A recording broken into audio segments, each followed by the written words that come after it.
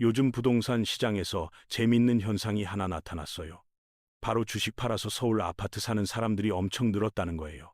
자금 조달 계획서를 한번 분석해 봤더니요. 주식 팔아서 집 샀다는 응답이 확 늘어난 게 확인됐거든요. 그 규모가 무려 1조 6천억 원이에요. 이 돈이 주식 시장에서 빠져나와서 서울 아파트로 들어간 거죠. 지금 정부가 코스피 5천 찍겠다고 증시 활성화에 드라이브 걸고 있었는데 상황이 좀 다르게 흘러가고 있는 거예요. 원래 의도는 부동산으로 몰리는 돈을 주식시장으로 유도해서 자본시장 체질을 바꿔보겠다는 거였거든요. 근데 오히려 역효과가 난 거예요.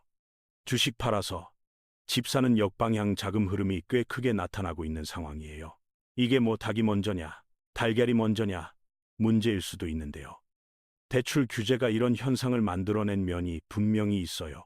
대출 규제가 없었으면 사람들이 주식 더 들고 있으면서 상승 기대하고 대출 받아서 집 샀을 가능성이 높았을 거예요. 대출이자 부담돼도 코스피에서 수익 낼 수 있다 생각하면서 이자, 비용 상쇄시키며 투자하는 분들이 분명 있었거든요. 근데 대출 규제가 갑자기 시행되면서 상황이 완전 달라진 거예요. 대출 한도가 수억 원씩 줄어드는 사태가 벌어진 거죠. 그러니까 사람들이 팔기 싫었던 소중한 주식들 있잖아요. 테슬라나 하이닉스 같은 거 팔아서 집을 사기 시작한 거예요. 지금 집 살 수 있냐 없냐 기로에 서 있는 상황에서 주식 팔면 살 수 있으니까 어쩔 수 없는 선택을 한 거죠.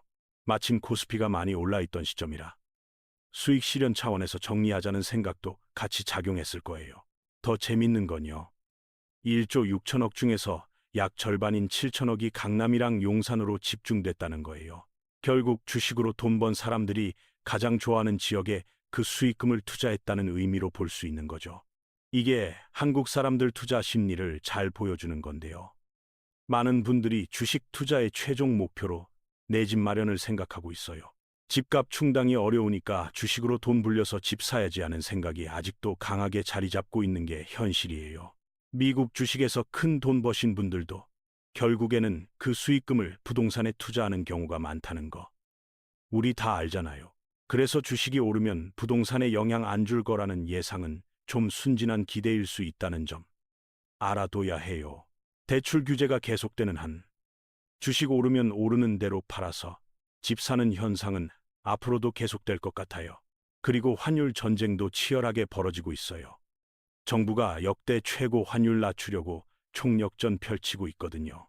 연말 환율이 내년 경제 계획에 엄청 중요한 영향을 주니까 국민연금까지 투입하면서 환율 방어에 나선 거예요. 기업들 불러서 간담회도 열고 해외 투자 권장하거나 광고하는 증권사들 단속까지 하고 있는 상황이에요. 정부 메시지는 명확해요. 어떻게든 달러 사지 말라는 건데 현실적으로 이 컨트롤이 쉽지 않은 상황이 계속되고 있어요. 환율이 500원 돌파할 것 같으면 누르고 또 돌파할 것 같으면 다시 누르고 시소 게임이 반복되고 있는 거예요. 키움증권 같은 데서 미국 주식 정보 제공하는 텔레그램 채널 운영했는데 구독자가 무려 3만 7천 명이었대요. 정부는 이런 해외 투자 홍보 활동 자제하고 한국 주식이나 원화 보유 유도하는 방향으로 압박하고 있는 모습이에요. 근데 이런 규제가 역효과 날 수도 있어요. 오히려 미국 주식 투자하려는 분들 관심을 더 자극할 수 있으니까요. 한국은행에서 충격적인 발표를 했어요. 주택시장의 서울 쏠림 현상이 역대 최고 수준에 도달했다는 내용이었어요. 2018년, 2019년 수준만큼 서울에 자금이 과도하게 집중되고 있어서 나머지 지역들 집값은 정체되고 있는 상황이에요. 이런 현상은 정책 영향이 크다고 볼 수 있고요. 정책이 안 바뀌면 이 쏠림 현상은 쉽게 해소 안 될 거예요. 일부에서는 서울이 버블이라고 하는 반면 정책이 뒷받침하고 있어서 쉽게 안 무너질 거라는 견해도 있어요. 그러면 지금 집 안 사면 답이 있을까요? 안타깝게도 그것도 아니라는 게 전문가들의 공통된 분석 결과예요. 주택산업연구원 발표에 따르면요. 내년에 서울 집값은 2%, 전세는 7% 오를 거라고 전망하고 있어요. 연구원마다 수치는 좀 다르지만 내년에 하락한다고 예측하는 곳은 지금 거의 찾아보기 어려운 상황이에요. 보통 집값 오르면 전세는 안정되고 전세 오르는 지역은 집값이 안정되는 경향이 있는데요. 내년은 둘 다 오르는 힘든 상황이에요.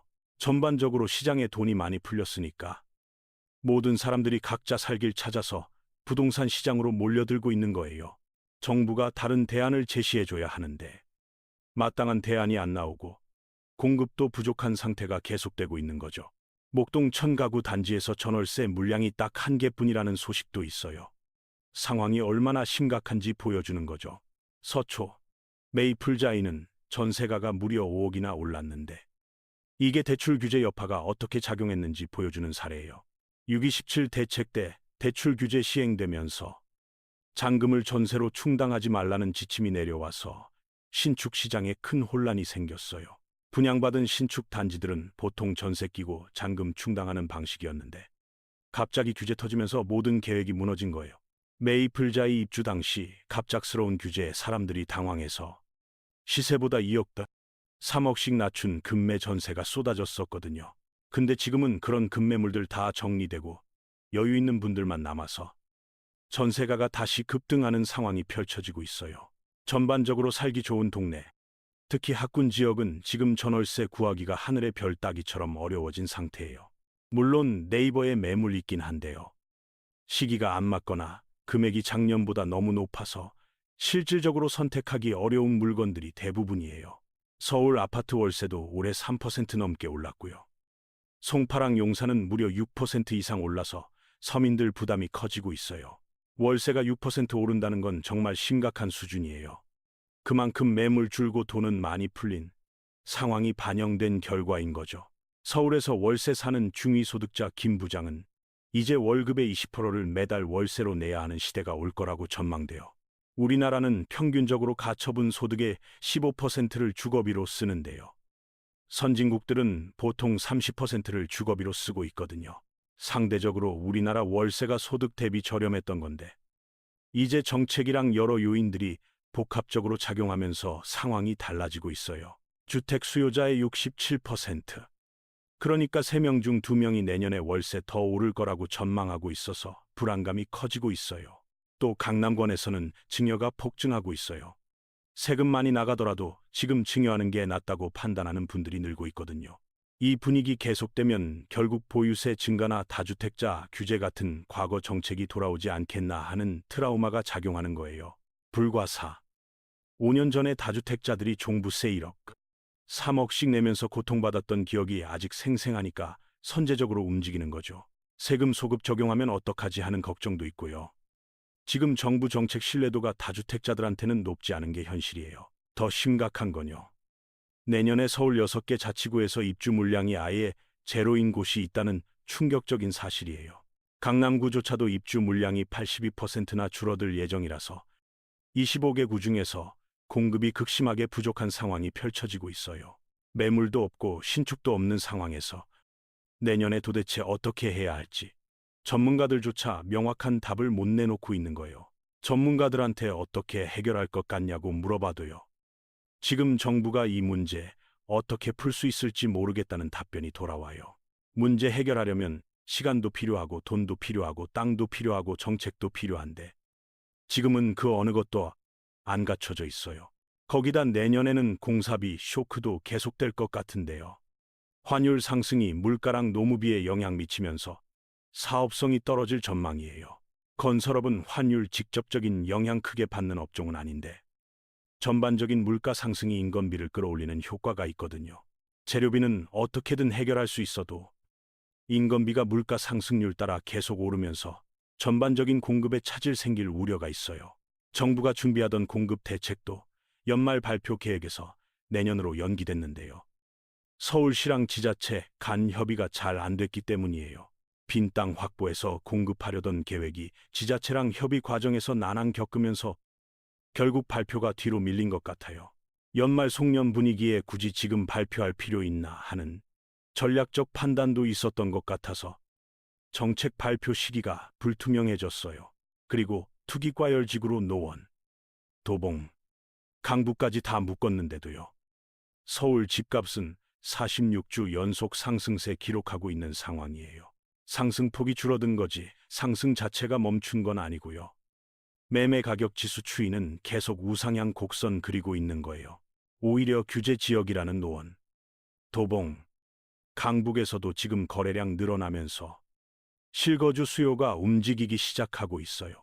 더 좋은 데 살 수 있었지만 우선 하나라도 사놓자는 심리가 작용하면서 괜찮은 단지들 매물이 빠르게 소진되고 있는 상황이에요. 겨울 끝나고 봄 되면 이런 움직임이 훨씬 더 활발해질 것 같아서 시장 상황이 더 긴박해질 가능성이 높아요. 투기과열지구 지정만 봐도요. 해제했다가 확대 재지정하고 정부가 또 더 해야 한다며 서울 경기 전역 묶어버리는 혼선이 계속돼요. 정치인들이 서로 규제 더 키우겠다며 경쟁하는 상황이 벌어지면서 도대체 어디까지 가려는 건지 국민들은 혼란스러워하고 있어요. 서울시랑 정부는 서로 척을 지고 있는데요. 지방선거 앞두고 정치적 셈법이 복잡하게 얽혀 있는 것 같아요. 나는 협의했다, 나는 안 했다 하면서 서로 책임 떠넘기고 있는 상황에서 정책 일관성 기대하기는 어려워진 거예요. 15 대책에 대한 행정소송이 제기됐는데요. 정부는 대형 로펌인 법무법인 광장을 선임해서 강력하게 방어하려는 모습이에요.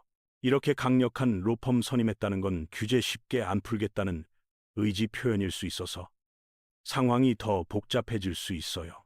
대통령도 수도권 집값 문제 쉽지 않다고 언급했는데요. 지금 정부가 가는 방향으로는 해결이 어려워 보이는 게 현실이에요.